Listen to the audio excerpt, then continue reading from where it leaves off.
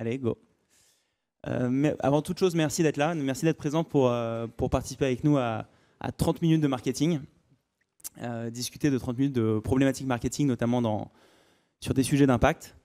Ce que je propose, et je pense que c'est essentiel, c'est que vous compreniez un peu qui on est, moi comme Arnaud, afin de comprendre nos prises de position et comprendre nos postures face au marketing.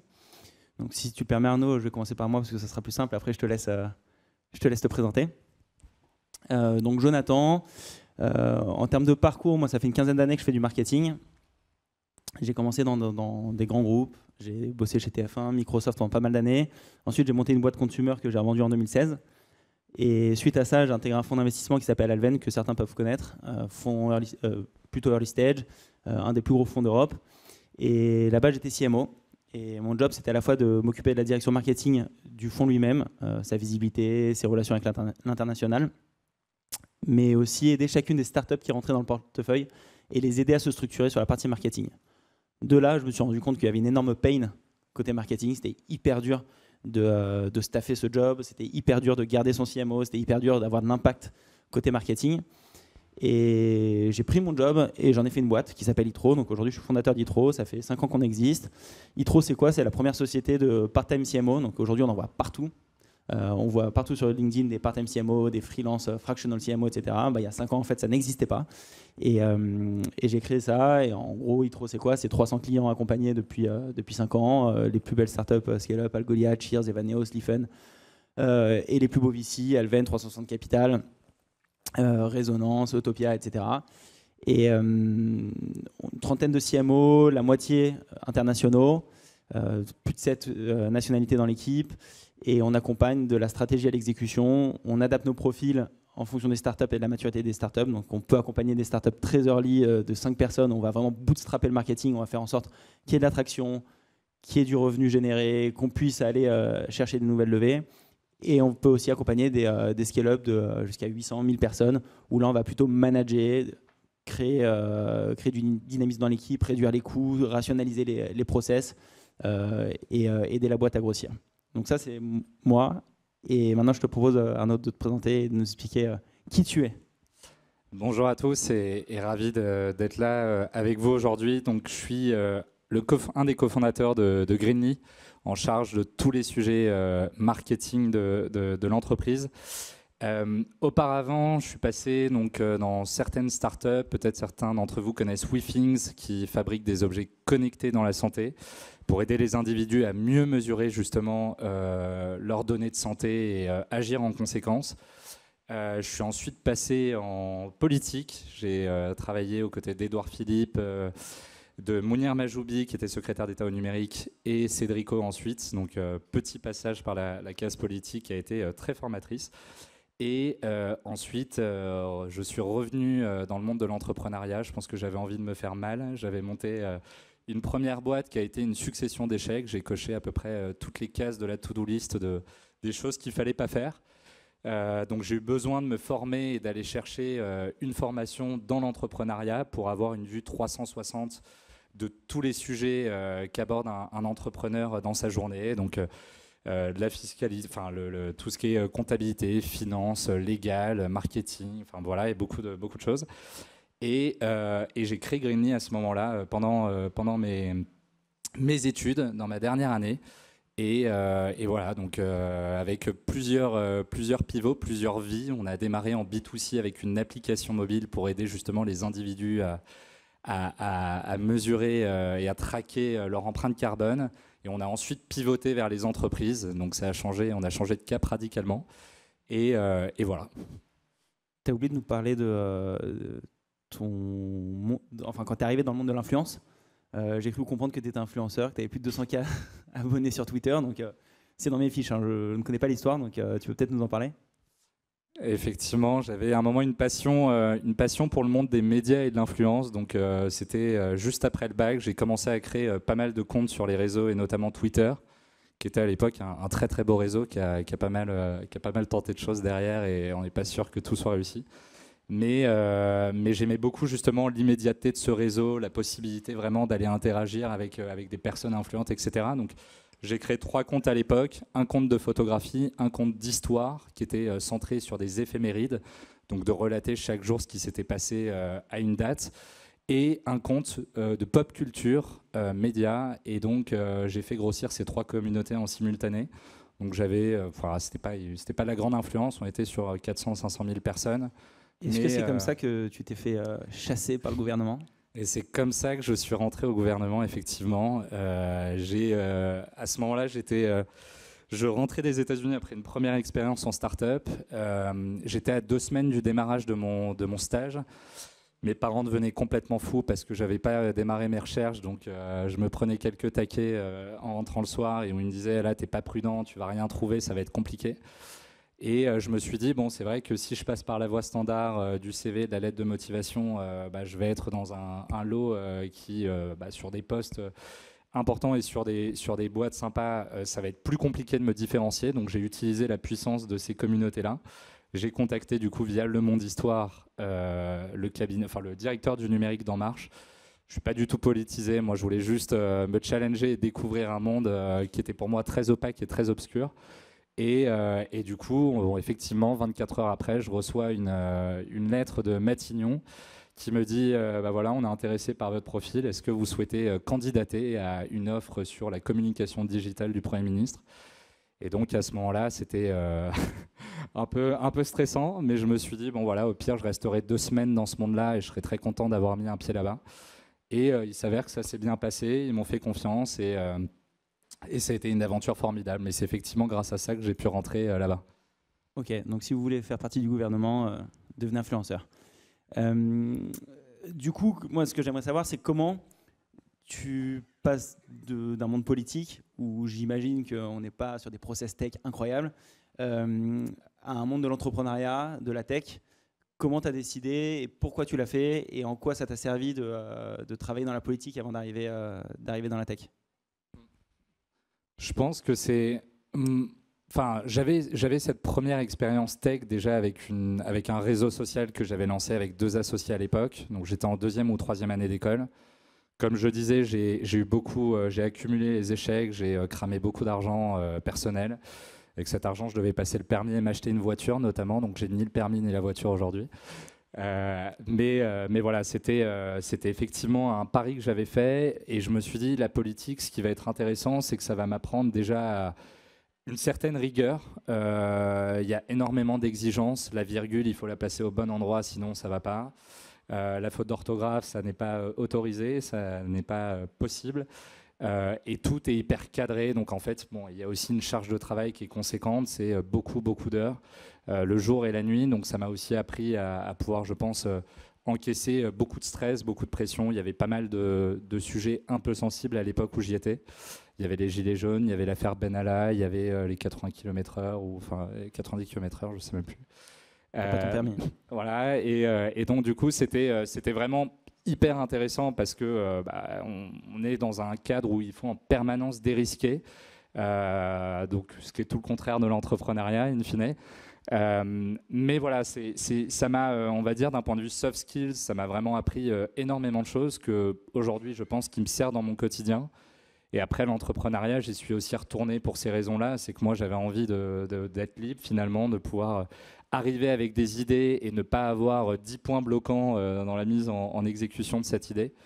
Donc voilà, ça a été pour ça aussi que j'ai voulu revenir dans ce monde-là en me disant on va prendre des risques, on va tester beaucoup de choses. Il y a beaucoup de choses qui ne vont pas marcher, mais c'est ça qui est intéressant aussi, c'est qu'on va se nourrir de chaque échec. Et là, on a une liberté absolue, donc c'est aussi ça que je suis allé chercher dans ce monde-là. Je sors un tout petit peu du cadre, mais est-ce que du coup, quand tu communiques, tu as ce background politicien que tu utilises? Au niveau de Greenly, j'essaye de pas l'avoir. Enfin, on est plutôt dans un sujet en termes de communication où là, on prend beaucoup de risques. On prend beaucoup de risques. Tout est relatif, mais en tout cas, on tente beaucoup de choses. Il y a des choses qui marchent, d'autres choses qui ne marchent pas. Moi, je pense que je me suis fait un peu absorber. J'ai tendance à mettre beaucoup de tunnels, à beaucoup parler. Et je peux, ici, dans cette salle, vous garder 4 heures, 5 heures, 6 heures sur des sujets marketing ou autres. Donc, je pense que le côté politicien m'a un peu mis un coup là-dessus. Mais sinon, non, on essaye de C'est ça qui est passionnant. On a fait beaucoup d'erreurs d'ailleurs en termes aussi de communication. On a sur la comptabilité carbone, il y a tout un monde qui est très très exigeant sur la sémantique, sur le choix des mots, etc.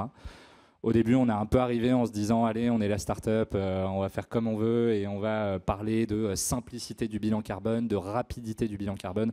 On va mettre plein de mots marketing qui vont faire bien et qui vont nous permettre de scaler très vite. Et à un moment, on s'est retrouvé dans une réalité où il y a des associations et des acteurs historiques qui nous ont dit non, mais là, ça ne va pas du tout. Vous déformez complètement le discours qu'il faut tenir, où il y a justement une certaine rigueur, une expertise. Il y a du travail d'ingénieurs derrière très qualifiés qui vont pouvoir accompagner sur tout ça. Et vous, en disant que tout est automatique, que tout est digitalisé, que tout est simple, vous portez complètement préjudice à l'action même. Et donc, c'est pour ça que maintenant, on est devenu beaucoup plus cadré. Donc, on est en train de passer sur un modèle qui est plus politique, où on relit tout, on double-check, on a des notes, on travaille avec les associations pour vraiment structurer cette sémantique qu'on a le droit d'utiliser ou non. Donc, petit à petit, on arrive un peu à ce niveau-là. Ouais. Ok, donc tu te professionnalises, si je comprends bien. Exactement. Tu ne savais rien faire avant, tu ne connaissais rien au sujet. Je ne connaissais rien au sujet. C'est une belle transition parce que, apparemment, ton mantra, et je pense le mantra de milliers d'entrepreneurs, c'est fake it until you make it. Maintenant, apparemment, tu as une anecdote sympa là-dessus, notamment avec France Digital. Est-ce que tu peux nous la raconter ? Ouais, on a fait beaucoup, on a eu beaucoup de vie dans cette aventure. On n'a que 4 ans d'existence. Mais on est passé par, on va dire, 3 vies.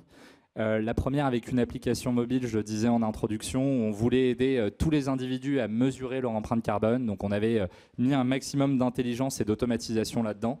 On se synchronisait au compte bancaire de l'individu de façon complètement sécurisée. Et à partir de là, on était capable d'ajouter un coefficient CO2 sur chacune de vos dépenses. Donc de pouvoir vous dire que votre McDo, votre Zara, votre trajet du matin a émis tant de CO2 et de pouvoir vous suivre au jour le jour. C'était le premier modèle. On n'a pas gagné beaucoup d'argent dessus. On était sur un modèle freemium, donc c'était très compliqué pour la croissance de Greenme.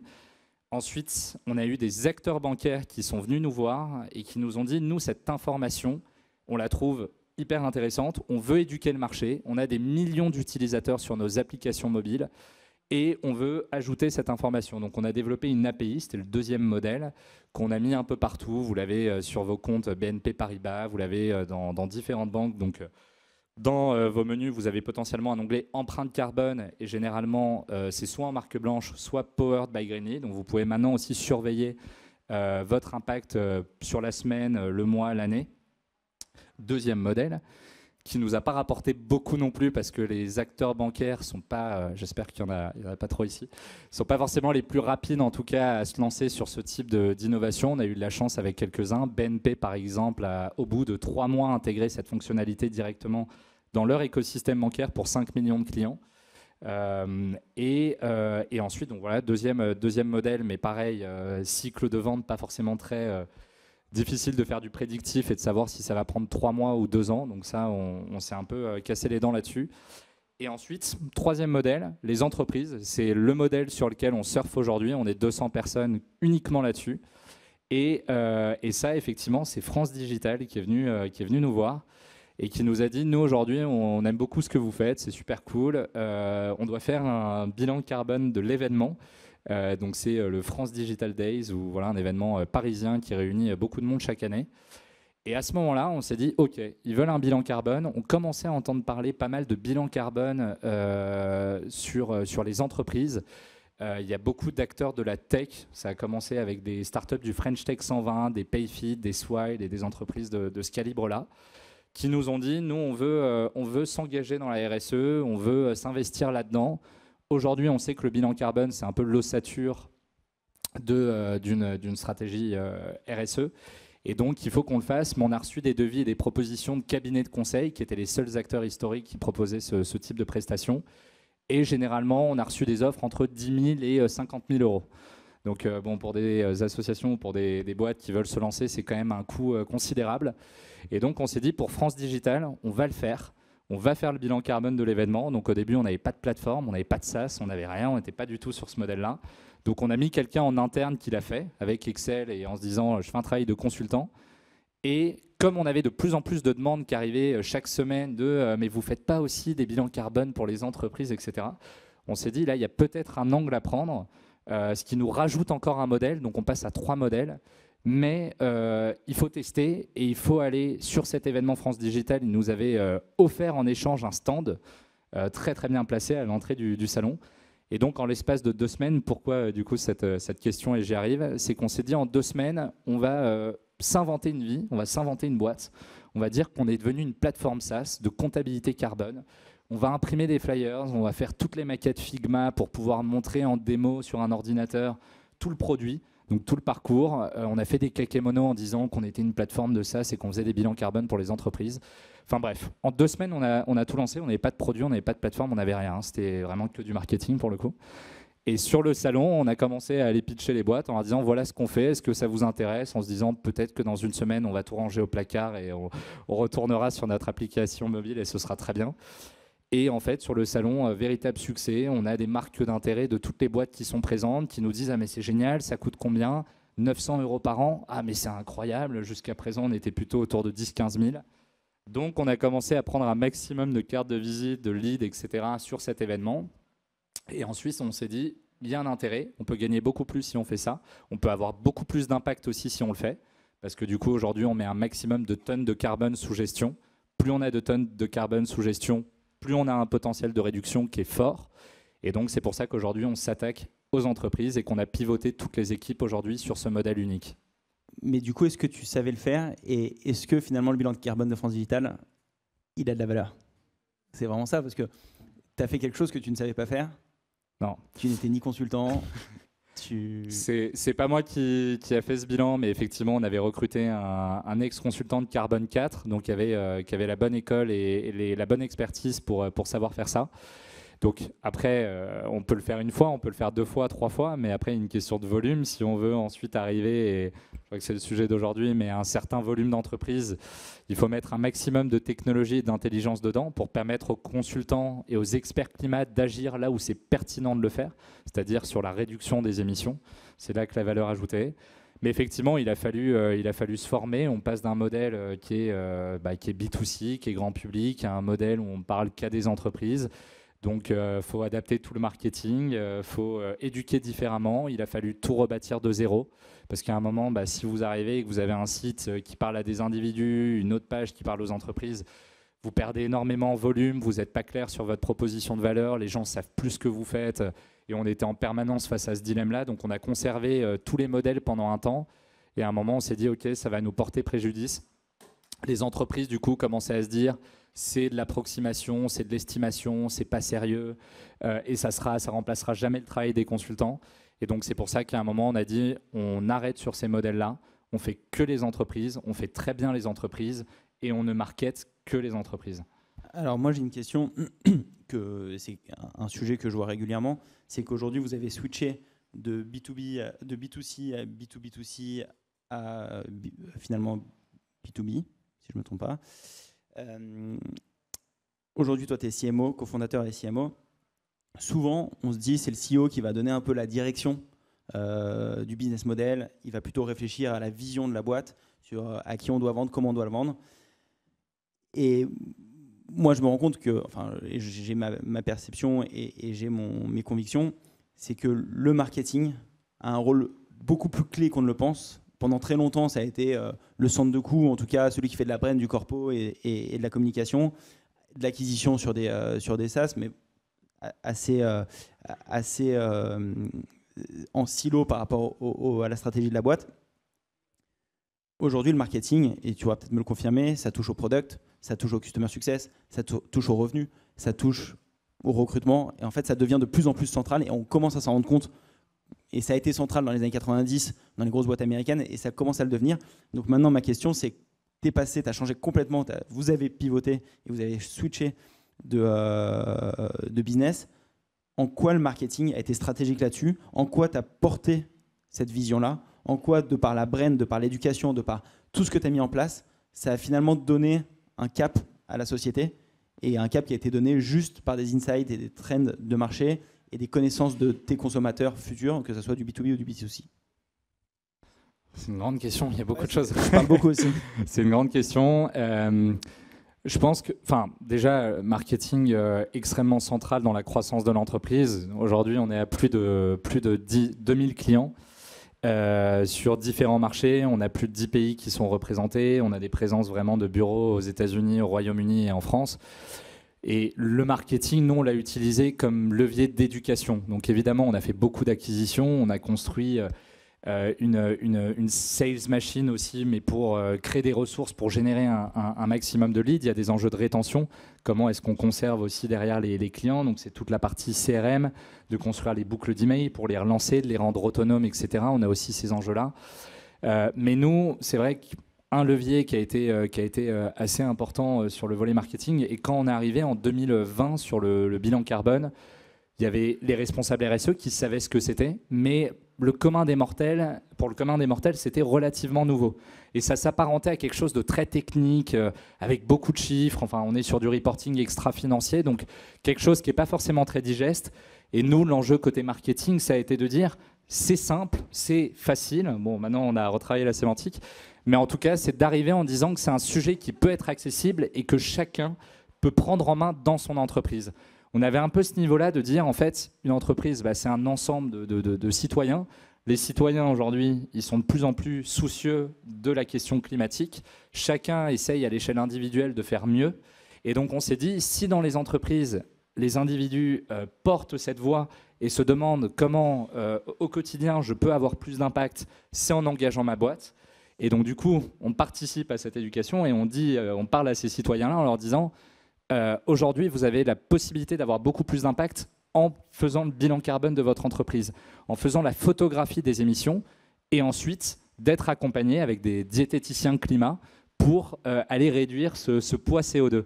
Et donc, on responsabilise tout le monde, on engage tout le monde en entreprise. Donc, pour ça, on produit énormément de contenu. Nous, on est allé comme des bourrins sur tout ce qui est SEO, création d'articles. On est très bien référencé aujourd'hui sur les moteurs de recherche. On a décidé de produire un maximum de ressources, de livres blancs, de baromètres, de faire un maximum d'études, mais de parler de façon très simple du sujet pour attirer et montrer que le bilan carbone, ce n'est pas forcément qu'un sujet d'expert. Alors moi, je suis marketeur, donc je comprends ton storytelling, je comprends ton potentiel bullshit, mais en réalité, quelle est la part de brand où tu dis faut éduquer, faut montrer que c'est hyper important, ton côté politique, c'est des citoyens, faut les prendre comme tels. Mais maintenant, la partie lobbying, la partie... Parce que c'est quand même les reportings financiers, c'est légal. Donc tu peux pas me dire que sur tes 2000 clients, tu ne les as approchés que par l'éducation en disant franchement les gars, faites quelque chose pour votre boîte, faut mesurer le carbone.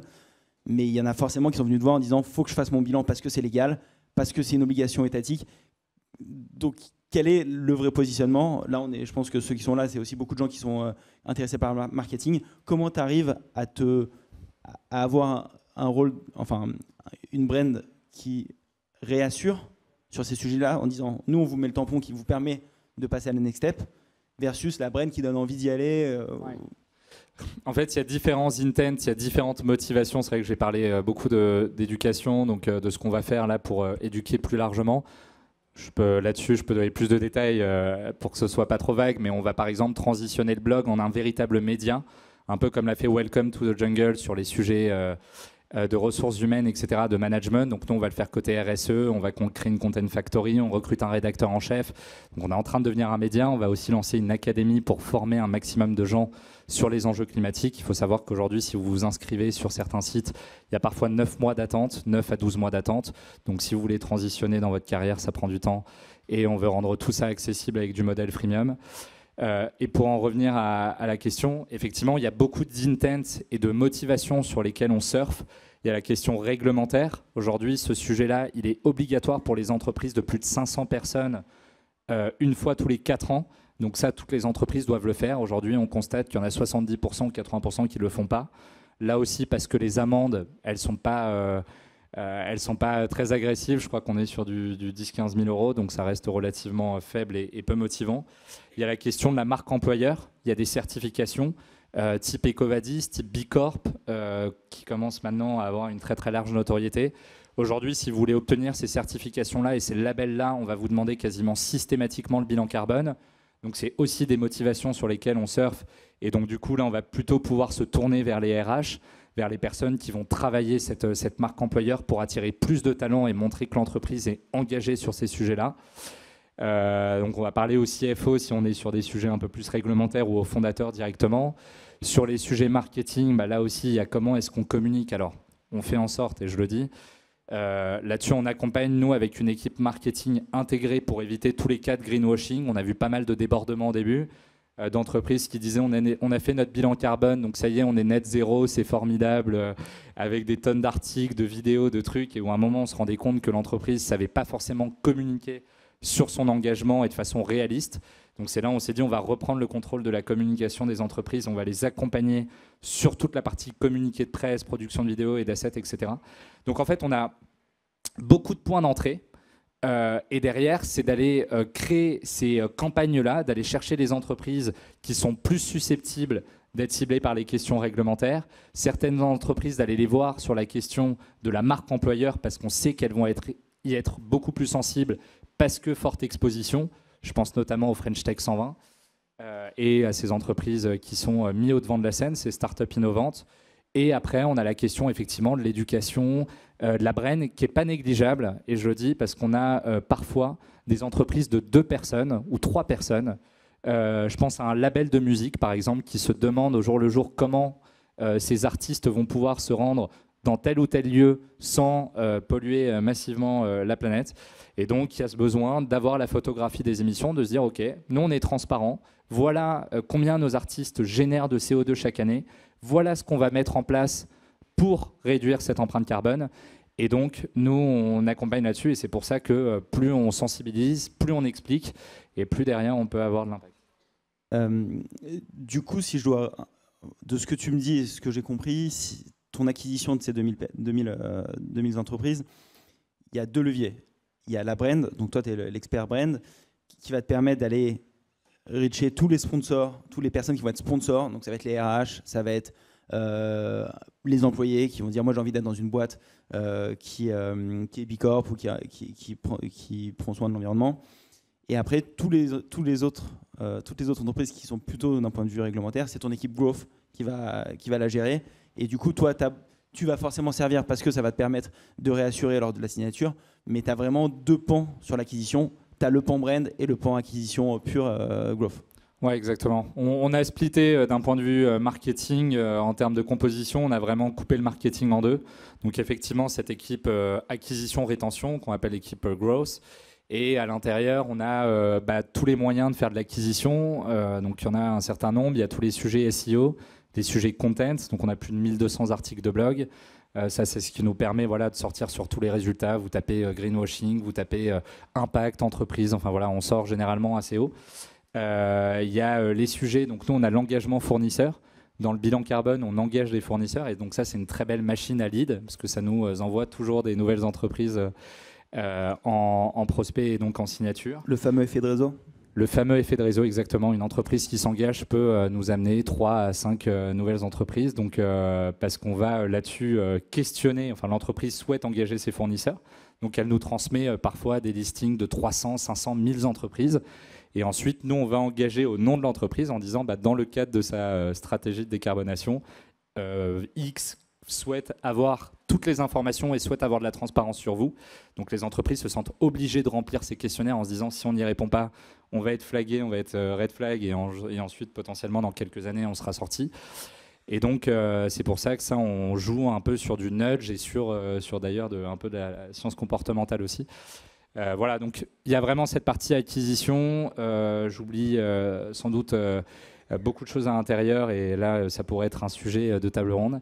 Et les sujets effectivement brand, de presse, nous on essaye d'être très visible dans la presse. On a 400 ou 500 retombées par an parce qu'on produit des data stories où on parle de l'impact de la Coupe du Monde au Qatar, l'impact de ChatGPT. On a fait l'impact de la tournée de Taylor Swift qui est passée à Lyon, je crois, il n'y a pas longtemps. Et bien, on est sur un gros total. Après, on essaye de... Elle n'est pas si exceptionnelle alors. Elle a beaucoup de talent, mais elle peut mieux faire en tout cas au niveau de sa tournée. Et nous, on essaye de pas être dans une approche où on condamne. On essaye justement là de dire qu'il y a des plans d'action qui peuvent être mis en place, Donc bon, parfois plus ou moins réalisable, évidemment, c'est une réalité, mais on sort ce type d'études qui nous permet là de toucher du Wall Street Journal, du Times, tous les plus grands médias internationaux, donc ça marche très bien. Ça, c'est des sujets qui sont dans la brain. La production de ressources, où là, on essaye d'avoir... on travaille avec beaucoup de juniors entreprises, ça c'est un conseil aussi. On en a trouvé des excellentes, on a trouvé des moins bonnes, maintenant on a fait le tri. Mais ça permet de produire énormément pour pas grand-chose. Donc plutôt que de passer par des agences qui facturent ça très cher, souvent au début, nous on a fait produire des baromètres, des livres blancs et une tonne de ressources. Que dire de plus? Donc voilà, donc ça c'est splitté. On a vraiment ces deux équipes qui sont très autonomes, qui travaillent main dans la main sur tous les sujets, de go-to-market, de lancement. Aujourd'hui, on est une suite climat. Donc, je vois que je commence à être... Ouais, tu parles trop, je parle trop. Je vous ai dit, ça peut durer 4 heures. Je peux poser une dernière question? Ouais. Si tu avais un conseil en 30 secondes à donner aux entrepreneurs ou ceux qui veulent se lancer, c'est lequel? Question toujours très délicate, il y a beaucoup de choses à dire. Je pense que pas avoir peur enfin si, un conseil ici sur le côté opérationnel. Je pense qu'il faut au début, lorsqu'on monte une boîte, se faire un peu violence. Nous, on savait absolument rien faire, enfin peu de choses. Donc quand à un moment il faut créer un site internet, c'est pas quelque chose qu'il faut filer à un freelance. Dès qu'il faut faire des ventes, faut pas recruter un head of sales. Dès qu'il faut produire des contenus, il faut les faire soi-même. Il y a un côté où au début, certes, ça va moins vite. Même quand on commence à avoir du cash, nous, on avait levé 500 000 €. Mais on a toujours gardé ce côté terrain opérationnel de on fait les choses nous-mêmes. Et le jour où on peut recruter des gens meilleurs, c'est une bonne façon de procéder. Mais le fait de déléguer au début d'une aventure est une très grosse prise de risque parce que le travail ne sera jamais aussi bien fait que si c'est vous qui le faites. Vous allez mettre 10 fois plus de force de vivre, 10 fois plus de force vive, 10 fois plus de motivation, d'exigence aussi parce que c'est votre boîte et votre bébé. Et donc généralement, moi j'entends trop souvent au début d'une aventure, je vais recruter un head of sales parce qu'il fera le job mieux que moi, je vais recruter un développeur, je vais recruter 10 personnes. Et c'est un gros danger pour une boîte. Faut résumer, et ça moi je suis d'accord avec toi, c'est quand tu es entrepreneur, il faut savoir gérer la merde. Il faut savoir gérer la merde et il faut mettre les mains dans le moteur et il faut tout faire. Vous ne savez pas faire un site internet, vous allez sur YouTube, vous regardez, vous faites 10 heures de formation et à la fin vous savez utiliser un outil low-code. Et ça, c'est pareil pour tout. Donc, soyez sur tous les terrains, apprenez partout. Et à la fin, c'est des choses sur lesquelles vous serez plus exigeant et vous mettrez les personnes plus talentueuses pour le faire. Ok, merci beaucoup. Je vois qu'on est pressé et que Ouais. il y a 5 Merci personnes qui nous beaucoup attendent. et ravi d'avoir été avec vous aujourd'hui.